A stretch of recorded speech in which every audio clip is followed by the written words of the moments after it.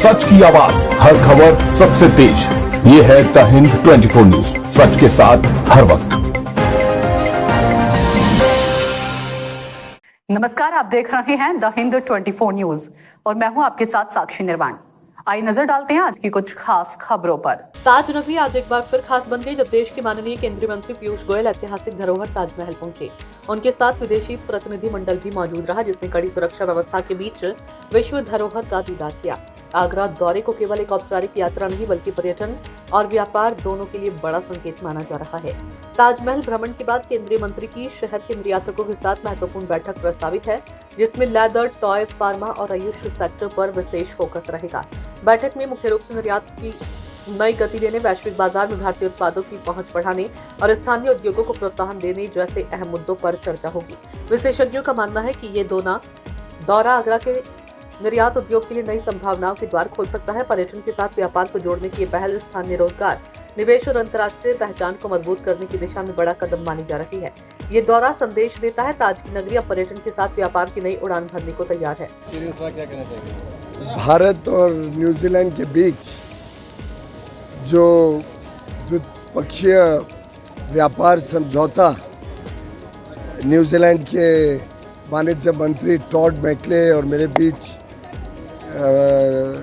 कई वर्षों से बातचीत के बाद तय हुआ, जो माननीय प्रधानमंत्री नरेंद्र मोदी जी और न्यूजीलैंड के प्रधानमंत्री क्रिस्टोफर लक्सन दोनों के बीच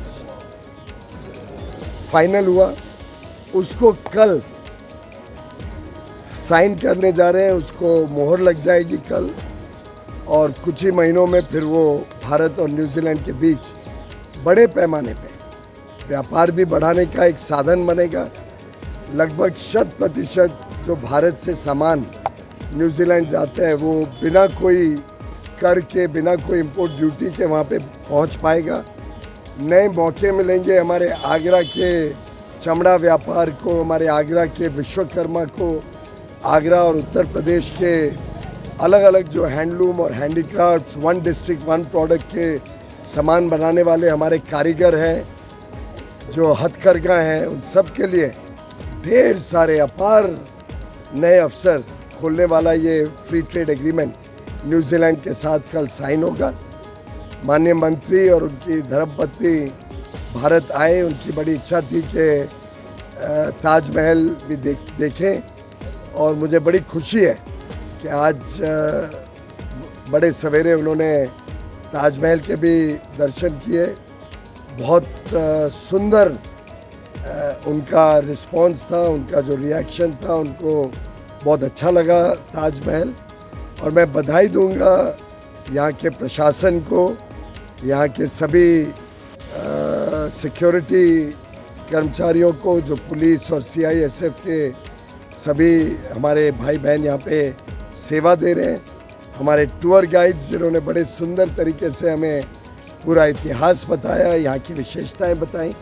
एक प्रकार से पूरा माहौल और जिस अच्छे वातावरण में ताज को संभाला गया है ASI द्वारा, आर्कियोलॉजिकल सर्वे ऑफ इंडिया ने मेंटेन किया है, सभी के साझा प्रयासों से ताज शायद और निखर रहा है और लगातार एक विश्व का आकर्षण का केंद्र बन रहा है। बंगाल चुनाव है और दूसरी किस्में चुनाव होने वाला है, क्या लग रहा है इस बार बीजेपी? बड़ा स्पष्ट है कि प्रधानमंत्री नरेंद्र मोदी जी के नेतृत्व में NDA की सरकार दोनों तमिलनाडु और पश्चिम बंगाल में आने जा रही है।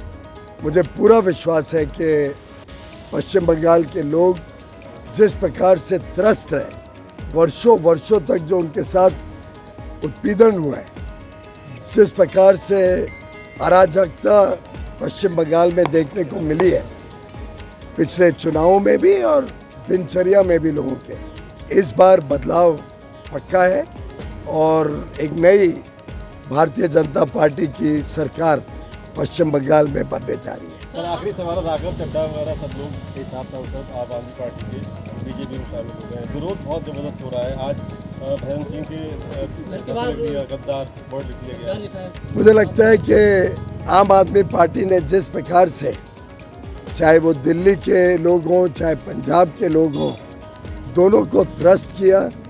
जिस पराकाष्ठा पे भ्रष्टाचार चला गया था पंजाब और दिल्ली में आम आदमी पार्टी के शासन में, कोई भी व्यक्ति उसको बर्दाश्त नहीं करता था। और स्वाभाविक है कि अगर ये सांसदों को लगा कि अब आम आदमी पार्टी के मूल्य खत्म हो गए, सिद्धांत खत्म हो गए, एक भ्रष्टाचारी समूह अरविंद केजरीवाल के इर्द गिर्द बन के रह गया, तो स्वाभाविक है कि इन्होंने पार्टी छोड़ी। हो सकता है आगे चल के और लोग छोड़ दें, क्योंकि आम आदमी पार्टी और अरविंद केजरीवाल ने लोगों की बड़ी उपेक्षा की है, लोगों के आशा आकांक्षाओं को धिक्कार किया है और एक प्रकार से भ्रष्टाचार और कुशासन के वो प्रतीक बन के रह गए। राहुल गांधी ममता जी बंगाल में करती हुई, मोदी जी देश में करते हैं, कांग्रेस को बात है। ये सही माने में चेहरा इंडिया अलायंस का लोगों के सामने आ गया है। एक तरफ वो तमिलनाडु में कांग्रेस इंडिया अलायंस के पार्टनर डीएमके के साथ है, दूसरी तरफ केरल में उनके विरोध में है और बड़े घिनौनी तरीके से जनता के बीच में एक दूसरे को गालियां देते हैं। पश्चिम बंगाल में एक दूसरे को गालियां दे रहे हैं, एक दूसरे का पर्दाफाश कर रहे हैं ममता बनर्जी और राहुल गांधी जी। और दिल्ली में एकजुट होकर हम जब महिलाओं को, हमारी बहनों को, बेटियों को 33% आरक्षण देने के लिए उनसे अनुरोध करते हैं, तो ये सभी गठबंधन मिलके हमारी बहनों को न्याय और बहनों को राजनीतिक साझेदारी देने से रोक देते हैं। ये दर्शाता है कि इनका कितना बटा हुआ सोच है और कितना बेबुनियाद इनकी अलायंस है। देखते रहिए द हिंद 24 न्यूज।